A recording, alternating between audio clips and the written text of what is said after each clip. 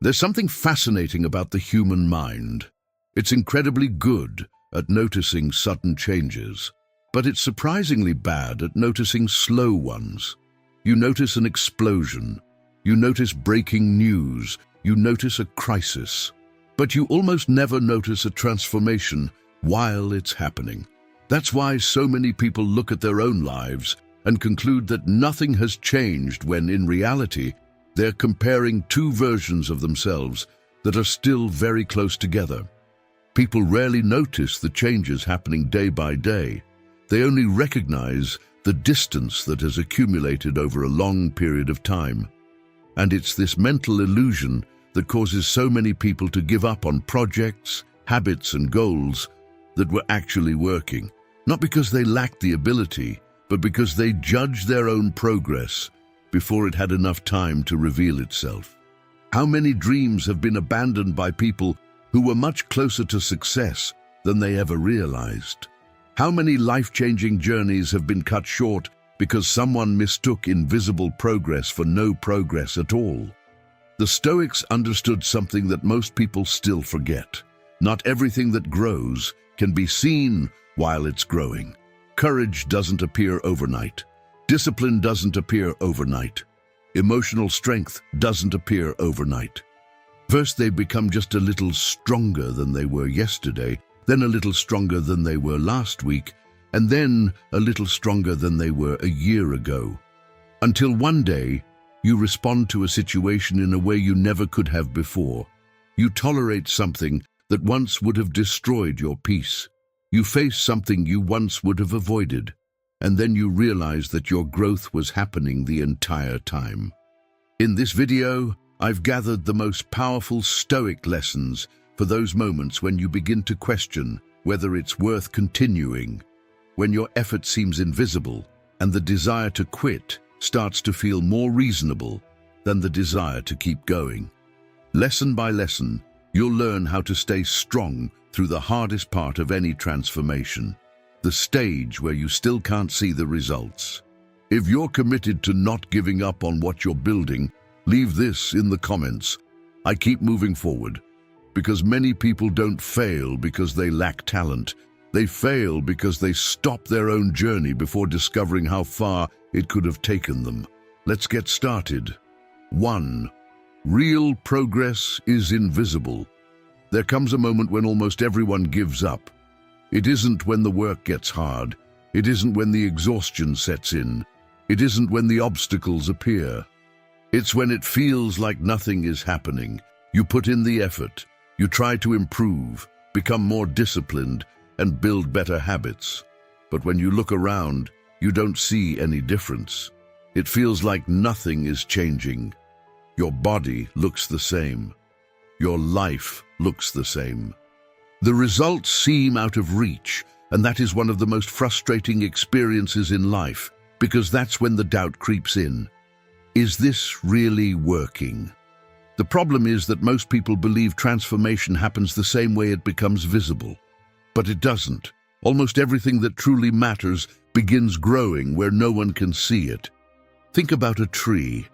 When someone plants a seed, for a long time it looks like nothing is happening. The ground looks exactly the same. The soil seems empty. But beneath the surface, there's intense activity that no one can see. The roots are spreading, searching for stability, building the foundation that will support future growth. The tree doesn't come first, the roots do, and the same is true for you. Before confidence can show on the outside, it has to grow on the inside. Before discipline becomes visible, it has to be built in silence. Before the results appear, the person capable of creating them has to exist. The Stoics understood this deeply. They knew that character isn't formed in life's defining moments. It is built through small, repeated decisions that almost no one notices. Every time you choose to keep going, even without an immediate reward, something inside you is becoming stronger, even if you still can't see it. Imagine a block of ice in a room that's 10 degrees below 0 Celsius. The temperature rises to 9 degrees below zero. Nothing happens. Then it rises to 8 below zero. Nothing happens. 7 below zero. Nothing happens. Anyone looking from the outside might conclude that all that effort was pointless. But when the temperature finally reaches 0 degrees, the ice begins to melt. What people don't realize is that the ice didn't change only at the very last degree. It was changing throughout the entire process. The visible melting was simply the result of invisible changes that had been happening all along. Life works the same way. Many times, you're just one step away from a breakthrough that has taken months to build. But because you still can't see it, you convince yourself it doesn't exist. Chinese bamboo is perhaps the most remarkable example of this. For years, it seems like it isn't growing at all. Anyone watching might assume the plant has died or that it will never grow, but while nothing appears above the ground, an enormous structure is being built beneath the surface. Then, when the time is right, it shoots up rapidly in just a few weeks. People see the sudden growth and assume it happened overnight. It didn't. It had been preparing for years. Maybe that's exactly what's happening in your life right now. Maybe the change you're looking for isn't visible yet, but it's already being built. Maybe the confidence you want, the life you want, or the person you want to become is already putting down roots in silence. And that's why giving up too soon is so dangerous, because many people walk away from the process at the very moment they're closest to transformation. Marcus Aurelius wrote that what remains steadfast in the face of hardship grows stronger because of it. And that strength almost never appears right away. First it grows in silence, then it becomes impossible to ignore. So don't use the absence of visible results as proof that you're failing. Use it as a reminder that some of the most important changes in life happen long before they can be seen. Keep going, because not every kind of growth is immediately visible, but every lasting transformation begins the very same way, invisible.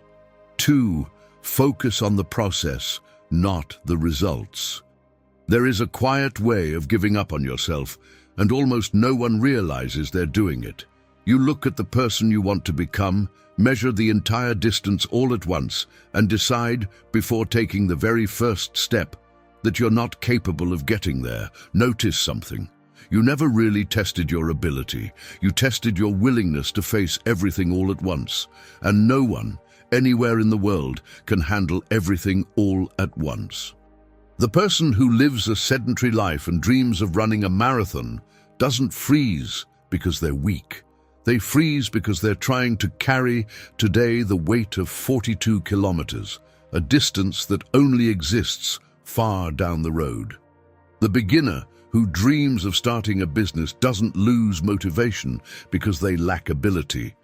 They lose motivation because they've turned a distant number into a judge that condemns them every time they look at themselves. In both cases, the mistake is exactly the same, and it may be the very mistake that's holding you back right now, confusing the size of the dream with your ability to begin, because the final outcome was never yours to control. The Stoics understood this more than 2,000 years ago, and it remains one of the most liberating truths you'll ever encounter.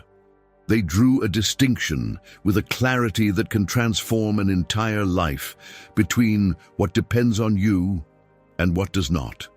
And they realized that almost all of our suffering begins when we attach our sense of worth to the very things that were never under our control.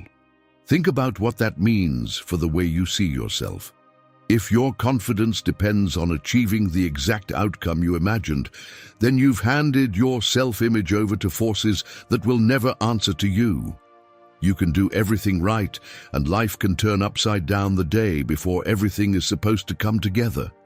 And when that happens, anyone who has never learned this distinction falls apart because they mistake an external setback for a verdict about who they are. It didn't work out becomes, what's wrong with me? The outcome becomes the verdict, and the verdict becomes your identity. But there is one place where you have always had complete control, And it's the very place most people abandon, the journey. You don't control whether you'll cross the finish line, but you do control who you choose to be, with every step you take toward it. Epictetus, who lived as a slave before becoming one of history's greatest philosophers, made this the foundation of everything he taught. They took away his freedom, they took away his name, but they could not take the only thing that truly mattered, the power to choose who he would be in the face of whatever happened. That power exists entirely in the present moment, nowhere else. As long as your goal is simply getting there, you'll have only one possible victory, distant, uncertain, and dependent on 1,000 things you can't control. But the moment your goal becomes the person you're becoming along the way, every single day gives you a victory that no one can take away. The more disciplined, resilient, and honorable person you build throughout the journey, that person becomes who you are, regardless of the outcome. And anyone who becomes that person has already won, long before reaching the finish line. Because the truth that very few people realize in time is this: life is not made up of arrivals. Arrivals last only seconds. Life is made up, almost entirely, of the journey.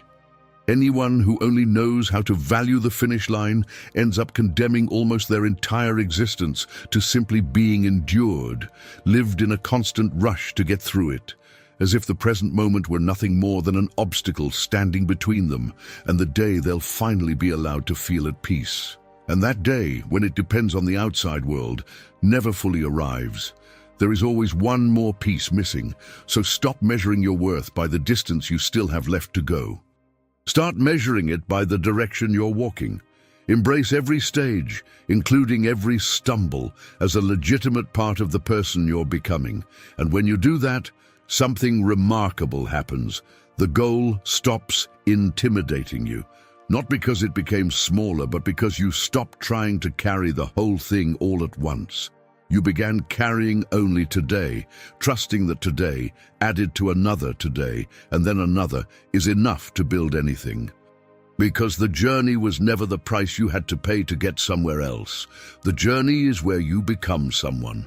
And that person, that is the only result that has always been completely in your hands. 3. Reality is your raw material. Keep going. Trust the process, even when the results have not shown up yet. Every step you take, even without seeing an immediate reward, is shaping something inside you that no one can ever take away. The Stoics saw beyond that. They understood a truth that sets you free. Reality, with all of its obstacles, is not what keeps you from becoming the person you want to be. It is the very material that builds that person. Without it, there is nothing to shape. Think about it for a moment. Imagine a sculptor standing in front of a rough block of marble. He does not look at that heavy, unpolished stone and complain. He does not wish it were already perfectly carved, because he knows something that changes everything. Without the resistance of the stone, there is no sculpture. The very thing that seems difficult and impossible to overcome carries within it the possibility of something extraordinary. And you have that same way of seeing the world inside you. Maybe you have never used it, but it has always been there. The Stoics did not seek suffering. No one does. But they refused to let it define them. They trained their minds to remain steady in the face of pain, and more than that, to draw something good out of what looked like nothing but destruction. And what they trained with discipline, you can train too. Not because it is easy, but because it is human. The same capacity they had exists within you. Dealing with what you did not choose is an unavoidable part of being alive. No one escapes it. But it is often from the very situations you never would have chosen that your greatest victories are born. What seems today like an impossible wall may actually be the only doorway to something you have always wanted, but that exists only on the other side of that journey. You cannot see it while you are in the middle of the pain, but it is there. You cannot control everything that happens. You cannot stop adversity from crossing your path. But pause for a moment and realize how much power is hidden in that truth. Every bit of energy you spend fighting what you cannot change, struggling against what has already happened, is energy being taken away from you. The moment you stop fighting that unwinnable battle, all of that strength comes back into your hands and it begins to fuel what has always been within your control. Your response, your attitude, your ability to build something new. And that ability is far greater than you have been led to believe. Look around. Every single person, without exception, is carrying battles of their own. Rich and poor, famous and unknown. The problems in your life are not proof that you have failed, nor are they a sign that something went wrong only for you. They are part of what it means to be alive and moving forward. And if countless people, made of the very same human nature as you, have walked through storms just as fierce, or even worse, and come out stronger on the other side, then the question is not whether you are capable. The question is, when will you decide to begin? This is where the true strength of Stoicism lives. Practicing this philosophy means looking at an unwanted event and, instead of asking, "Why did this happen to me?" asking, "What can I do with this? How can I use this experience to become stronger, wiser, more prepared for whatever comes next?" That does not mean denying the pain or pretending it does not exist. The pain is real. What matters is refusing to let it have the final word, and that refusal alone is already one of the bravest acts a human being can make. Imagine that every hardship that comes into your life is like a piece of raw iron placed into the hands of a blacksmith. By itself, that iron is worth very little. But under heat and pressure, in the right hands, it becomes a sharp blade, a useful tool, something with purpose. That is exactly what you are capable of doing with whatever life places before you. The heat that seems to burn you is the very heat that shapes you. The pressure that seems to crush you is the same pressure that tempers you. It is not the fire that destroys the blacksmith. It is the fire that serves him. And maybe right now you are thinking that all of this is easier said than done. You are right. It is not easy, it never has been, but it is possible. And that one word changes everything. Possible means it is within your reach. You do not have to transform your entire life all at once. That is not a burden you have to carry today. You only need to take the next step. You only need to face the next obstacle with the willingness to take one useful thing from it, even if it is nothing more than a lesson. Then take the next one. Small acts of courage that no one sees quietly accumulate, until they build within you a strength that no circumstance outside of you can ever tear down. You are far more capable than you realize of breaking free from this negative mental cycle. The mind that today sees nothing but problems can, through practice and intention, learn to see raw material everywhere. And that single shift in perspective changes your entire life. Where you once saw a wall, you begin to see a doorway. Where you once saw an ending, you begin to see a beginning. So keep going, trust the process. Even if the results are not visible yet, they are being built with every choice you make to keep moving forward. Reality is your raw material, and you are the craftsman. Everything that happens can be turned into something useful, into fuel for your growth, into the foundation of your character. And without a doubt, that is one of the greatest strengths a human being can ever develop. 4. Your will is always within your control. There is one thing that no one can do for you. No one can keep going in your place.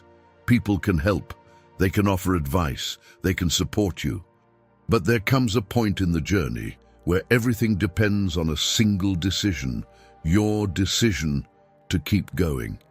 And this may be one of the most powerful truths the Stoics ever discovered. Because when people talk about obstacles, they usually think about external things, a lack of money, a lack of opportunities, a lack of time, or a lack of support. But most people do not give up because of those things. They give up when they surrender their own will to them. When they begin to believe they can only move forward if the circumstances are favorable, that they can only act when they feel motivated, that they can only keep going when their confidence returns. And that is where so many people stop, not because the road has ended, but because they allowed the outside world to decide something that had always belonged to them. Epictetus understood this in an extraordinary way. For part of his life, he was a slave. He did not choose where he slept. He did not choose where he went. He did not even choose much of what he did during the day. And yet he said he was free, not because he controlled his circumstances, but because he understood that no one could control what truly mattered, the way he chose to respond to them. That freedom still exists within you. Maybe you cannot control how quickly the results come, the recognition you receive. Perhaps you cannot control the opportunities that appear. But you still control one fundamental thing, whether you keep going or not. Very often, the greatest obstacle is not outside of us. It is the belief that we need perfect conditions before we can move forward. We do not, because your will does not depend on applause. It does not depend on immediate results. It does not depend on anyone's approval. It depends only on the decision you make when no one is watching. And that is exactly why it is so powerful. There will be days when you see no progress, days when it feels like every bit of effort is being wasted, days when the reward seems far too distant to even see. But even on those days, a choice still exists. You can stop, or you can keep going. And every time you choose to keep going, something changes inside you. Because every step you take without a guarantee strengthens a part of your mind that cannot be built any other way. The part that learns to act without depending on motivation. The part that learns to stand firm without depending on results. The part that understands that true strength is not about feeling motivated every day. It is about continuing, even on the days when the motivation never comes. And when you develop that ability, you discover something that very few people ever do. That your greatest strength was never found in the moment. It has always been found in the quiet decision to never give up. 5. Strengthen your emotional resilience. Pay close attention to this, because it explains why some people get back up, while others stay on the ground for years after the very same fall. You almost never suffer because of what happened. You suffer because of the story you tell yourself about what happened. The event itself doesn't last long. Getting fired is a 2-minute phone call. Rejection is a single sentence. Failure is one afternoon. The event arrives, it happens, and the very next moment it already belongs to the past, fixed, finished, forever beyond your reach. But that is not what keeps you awake for months. What lasts is something else. It's what you keep repeating in your mind afterward. It's the interpretation you place on top of the event, and then begin treating as if it were the event itself. People think they are trapped by what they lived through. In reality, they are trapped by the meaning they decided to give to what they lived through. That meaning did not come from the outside. You are the one who wrote it. Every pain that knocks you down first passed through a silent narration inside you, a voice that took the raw event and decided what it meant. It's over. I'm never going to make it. That was my only chance. Notice that the event never said any of those things. The event is silent. The one speaking was you. And if you were the one who wrote it, then there is someone who has power over that story, and that person has always been you. The real story is not the one you tell about the event. It's the one you tell about yourself because of it. When something goes wrong, that inner voice rarely stops at the facts. It takes one more step and turns the setback into a verdict. This didn't just go wrong. I went wrong. I'm not good enough. I don't have what it takes. I'm the kind of person who fails. That leap from something bad happened to I am bad is what keeps a person down long after the original pain has already passed. because you cannot get back up, while the story you keep telling yourself says that you are incapable of getting back up. And that is exactly where your strength lives, in the place where almost no one thinks to look. Resilience has never been the ability to feel less. It is the ability to separate two things that pain insists on gluing together: what happened and what that says about you. What happened is real. It is fixed, and sometimes it hurts more than words can describe. This is not about denying it, pretending it is easy, or smiling over an open wound, but the meaning that was never inside the event. You added it, and everything you added, you can revise. For one person, losing everything becomes the final proof that they were never meant to succeed, and every day afterward is lived under a sentence they wrote themselves. For someone else, the very same loss with the very same pain becomes a different sentence. This knocked me down, but it does not define me, and now I choose what I will build with the ground that is left. The event was identical. The story was different. And the story is not just decoration placed on top of the facts. It is what decides whether you get up on Monday morning or stay on the ground. The person who masters their own story does not suffer less. They suffer without condemning themselves. And because of that, they stand back up. So the next time something knocks you down, let the pain exist. Don't fight it, but go looking for the sentence. Find the story your mind is writing in that very moment, especially the part that talks about who you are, and ask yourself one simple question. Is this a fact, or is it just the meaning I chose to place on top of it? Almost every time, it is the second one. And the exact moment you realize that you get the pen back, you stop being the character in a story that condemns you and become the author of one you still have the power to write, because the blow never had the power to define you. The only thing that ever had that power was the story you tell about it, and that story, from beginning to end, has always been yours to rewrite. 6. Become someone you trust. There is a question almost no one asks. Why is it so easy to trust some people and so difficult to trust yourself? The answer is not found in self-esteem.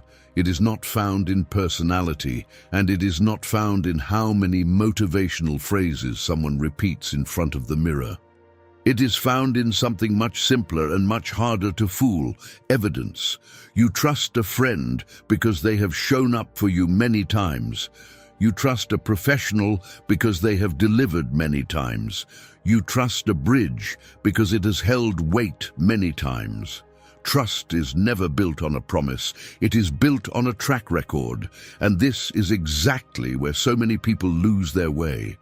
They spend years trying to convince themselves that they are capable. They keep saying they are going to change. They keep saying this time will be different. They keep saying they believe in themselves. But the mind does not work like a courtroom that accepts arguments. It works like an observer. It watches, it records, it gathers evidence, and only then does it reach a conclusion. If, for years, you keep saying you are going to start and you never do, your mind records it. If you promise you will keep going and then quit, it records it. If you make a decision and keep backing out of it, it records that too. There is no judgment. There is no punishment.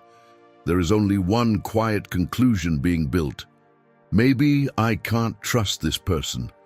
And the hardest part is realizing who that person is: you. That is why self-confidence feels so mysterious to so many people. They try to build it through their thoughts, when in reality, it is built through the evidence they give themselves. Marcus Aurelius wrote that character is revealed through repeated actions, and perhaps there is a consequence of that idea that very few people notice. Every repeated action does not just reveal who you are, it teaches your mind who you are. Your identity is not formed by the opinions you have about yourself. It is formed by the evidence you accumulate over time. That is why two people can face the exact same difficulty and respond in completely different ways. One panics at the very first obstacle. The other remains steady, not because they were born stronger, but because they carry within themselves hundreds of pieces of accumulated evidence. Evidence that they have faced problems before. Evidence that they have found a way through before. Evidence that they have kept going before. Your mind checks that record all the time, far more often than it checks your desires, far more often than it checks your intentions, far more often than it checks your hope. And perhaps that is why consistency is so powerful, not only because it produces results, but because it produces evidence. Every time you keep going, when it would have been easier to quit, another piece of evidence is added. Every time you do what you decided you were going to do, another piece of evidence is added. Every time you remain steady, even without an immediate reward, another piece of evidence is added. And then a moment comes when something changes. You stop needing to convince yourself. You stop needing to motivate yourself. You stop needing to repeat that you can do it. Because it is no longer a matter of belief, it becomes a matter of knowing. You know that you can endure more than you once imagined. You know that you can keep going farther than you once imagined. You know that you can make it through difficulties that once seemed impossible, and you know it not because someone told you, but because you lived it. Because you accumulated enough evidence that doubt no longer carries the same authority it once did. Perhaps that is one of the greatest rewards of consistency. It does not just produce results, it transforms you into someone your own mind has learned to respect. And there is extraordinary strength in becoming someone you trust. 7. Don't save the best of yourself for later. There is a question that very few people have the courage to ask themselves. How much of your life are you postponing right now? I'm not talking about a vacation, a trip, or a project that's been sitting in a drawer. I'm talking about you, about the person you could be becoming right now, but decided to leave for another day. A day that may never come, because there is a trap that almost everyone falls into without even realizing it. People think they're only postponing one decision, one change, one plan, but that's rarely all they're postponing. When someone says, "I'll start later," they're almost never postponing an action. They're postponing an entire version of themselves, the version with more courage, more discipline, more peace, more life. You're not pushing a task into the future, you're pushing away the person you could become. And later has a deceptive way of working. It never arrives the way we imagine it will, because the moment tomorrow finally becomes today, the mind creates a brand new excuse. When I have more time, when I'm better prepared, when things get better, when I finally feel ready. And here's what no one tells you about being ready. It doesn't come first. It comes afterward. It comes after you take action. Look at the life of anyone you admire, and you'll always find the same pattern. Almost no one felt completely ready for the biggest changes of their life. The entrepreneur was afraid when they started the business. The author felt insecure when they published their first book. The person who completely turned their life around had doubts too, and had nights when they believed they weren't going to make it. The difference between them and the people who stayed where they were was never the absence of uncertainty. It was the decision to keep moving forward while carrying that uncertainty with them. Seneca saw this more than 2,000 years ago, and it still hurts because it's so true. People spend so much time preparing to live that they end up forgetting to live. Maybe that's the greatest waste of all, because life isn't built somewhere in the future. It's built in ordinary days, in mornings that seem completely ordinary, in the small decisions that feel insignificant at the moment you make them. The man you will become 10 years from now won't suddenly appear out of nowhere, fully formed, as if by magic. He is being shaped right now, quietly, by what you do, by what you avoid, by what you repeat, and by what you postpone. Every time you say, "I'll do it someday," you're handing the future a responsibility that can only be fulfilled in the present. and the future always hands that responsibility back untouched, because it was never the place where anything actually happens. That's why so many people reach the end of a decade without really understanding what happened. It wasn't one huge mistake. It wasn't a tragedy. It was simply the quiet accumulation of postponements.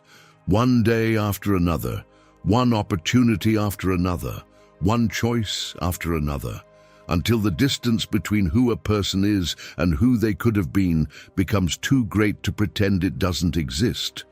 But if that distance was created by small choices, then it can also be erased by small choices. You don't have to recover an entire decade today. You only need to make the next choice, and that one has always been in your hands. Because the best of you never belonged to the future. Your courage was never meant to be stored away and used someday. It was meant to be used now. Your ability, your potential, your desire to begin again. None of it was meant to grow old sitting on a shelf, waiting for the perfect moment. It was meant to be part of your life today.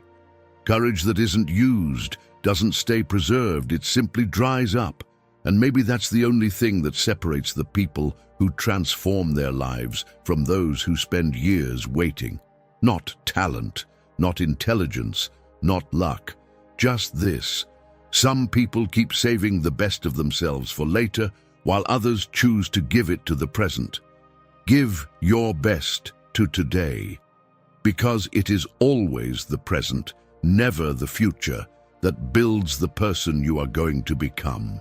The Stoic house brings the philosophy that has stood the test of time straight to your heart today. If these words resonated with you, like this video, share it, and subscribe so we can keep walking this path together. See you next time.